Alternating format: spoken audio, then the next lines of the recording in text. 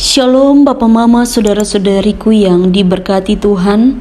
Selamat bertemu kembali di Suara Marturia Senin 4 November 2024. Hari ini kita akan merenungkan bagian firman Tuhan yang terambil dari kitab Yesaya 14 ayat 12 hingga ayatnya yang ke-23. Sebelum kita membaca dan merenungkan bagian firman Tuhan ini, mari kita berdoa. Ya Tuhan kami bersyukur kepadamu ya Bapa. Engkau menjaga kami atas kehidupan kami ini. Bahkan hari ini Engkau menganugerahkan kami hidup untuk kami boleh terus melakukan panggilan-Mu di dunia ini. Ya Bapa di sorga, firman-Mu akan terus menjadi kekuatan bagi kami dalam menjalani hari-hari hidup ini. Saat ini kami sudah siap mendengarkan firman-Mu ya Bapa. Mari berfirmanlah kepada kami, karena kami sudah siap untuk mendengarkannya. Amin. Kitab Yesaya 14 ayat 12 hingga ayatnya yang ke-23. Wah, engkau sudah jatuh dari langit, hai bintang timur putra fajar. Engkau sudah dipecahkan dan jatuh ke bumi. Hai yang mengalahkan bangsa-bangsa, engkau yang tadinya berkata dalam hatimu, aku hendak naik ke langit. Aku hendak mendirikan tahtaku mengatasi bintang-bintang Allah, dan aku hendak duduk di atas bukit pertemuan jauh di sebelah utara. Aku hendak naik mengatasi ketinggian awan-awan, hendak menyamai yang maha tinggi.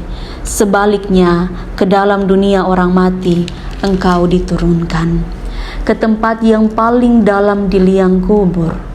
Orang-orang yang melihat engkau akan memperhatikan dan mengamat-amati engkau, katanya. Inikah dia yang telah membuat bumi gemetar dan yang telah membuat kerajaan-kerajaan bergoncang, yang telah membuat dunia seperti padang gurun dan menghancurkan kota-kotanya, yang tidak melepaskan orang-orangnya yang terkurung pulang ke rumah? Semua bekas raja bangsa-bangsa berbaring dalam kemuliaan, masing-masing dalam rumah kuburnya. Tetapi engkau ini telah terlempar jauh dari kuburmu, seperti taruk yang jijik, ditutupi dengan mayat orang-orang yang tertikam oleh pedang, dan jatuh tercampak ke batu-batu liang kubur. Seperti bingkai yang terinjak-injak, engkau tidak akan bersama-sama dengan raja-raja itu di dalam kubur, sebab engkau telah merusak negerimu dan membunuh rakyatmu. Anak cucu orang yang berbuat jahat tidak akan disebut-sebut untuk selama-lamanya.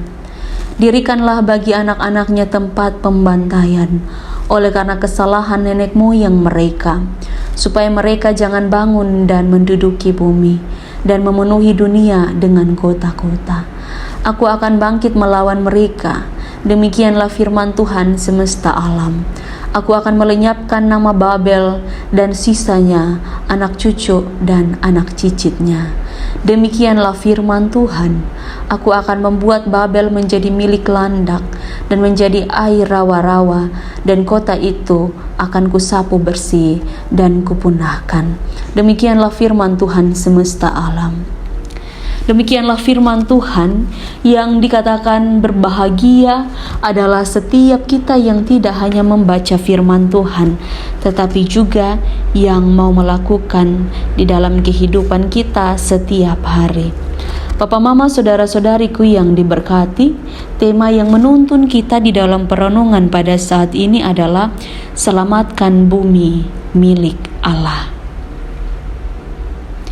Inikah dia yang membuat bumi gemetar dan membuat kerajaan-kerajaan berguncang. Bapak Mama Saudara-saudariku, kalau kita bicara tentang kehidupan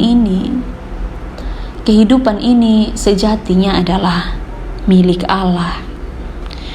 Jadi kalau misalnya kita mengacaukan ataupun kita membuat rusak, itu artinya kita tidak melakukan tanda penyelamatan kepada apa yang menjadi milik Allah.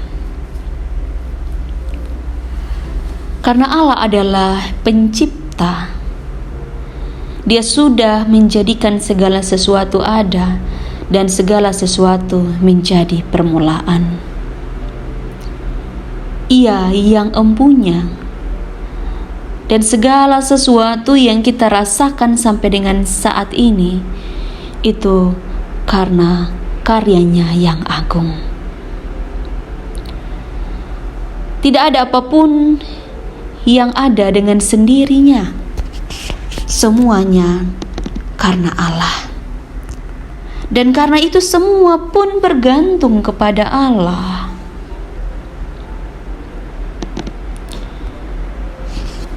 Ketika kita memahami Nabi Yesaya ketika menuliskan tentang Raja Babel yang mengklaim dirinya sebagai Allah yang Maha Kuasa. Bahkan dia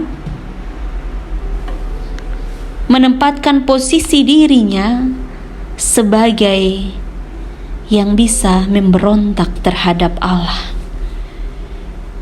Itu mungkin dia masih kuat, jadi dia bisa melakukan hal itu. Dia sombong, dan pada akhirnya dia dihukum. Dia diturunkan ke dunia orang mati, dan itulah yang menjadi ganjarannya. Ini adalah bagian dari pekerjaan iblis. Iblis itu mau mengacaukan apa yang menjadi milik Allah karena sifatnya memberontak. Maka dari itu Bapak Mama, saudara-saudariku, biarlah Allah yang terus berperkara di dalam hidup kita. Kalaupun kita yang mau berperkara, yang kemudian tidak menyelamatkan apa yang menjadi milik Allah, pada akhirnya Allah akan bangkit dan melawan kita dan menghukum kita, karena Ia adalah Allah yang adil. Di ayat yang ke-22 dikatakan bahwa akan bangkit melawan mereka. Aku akan bangkit melawan mereka. Ini sesuatu yang harusnya menjadi ketakutan bagi kita. Karena jika kita tidak berubah, kita akan ada di dalam kelumpuhan hidup ini. Maka dari itu Bapak Mama, saudara-saudariku, mari kita lakukan apa yang menjadi bagian kita. Kita selamatkan apa yang menjadi bagian dalam hidup kita, supaya kita tidak menjadikan diri kita sebagai penguasa. Karena yang berkuasa satu-satunya hanyalah Allah. Biarlah Roh Kudus menolong kita. Amin. Mari kita berdoa. Bapa di surga, terima kasih atas firman kebenaran-Mu. Mari memberkati kami di dalam setiap tugas tanggung jawab kami, bahkan ketika kami melakukan apa yang Tuhan mau kami lakukan. Kami tahu apa yang menjadi milik Allah, dan kami belajar untuk menyelamatkan itu, untuk menjaga dan merawat. Di dalam nama Tuhan Yesus Kristus kami berdoa. Amin. Terima kasih telah mendengarkan suara Marturia. Tuhan Yesus memberkati. Salam.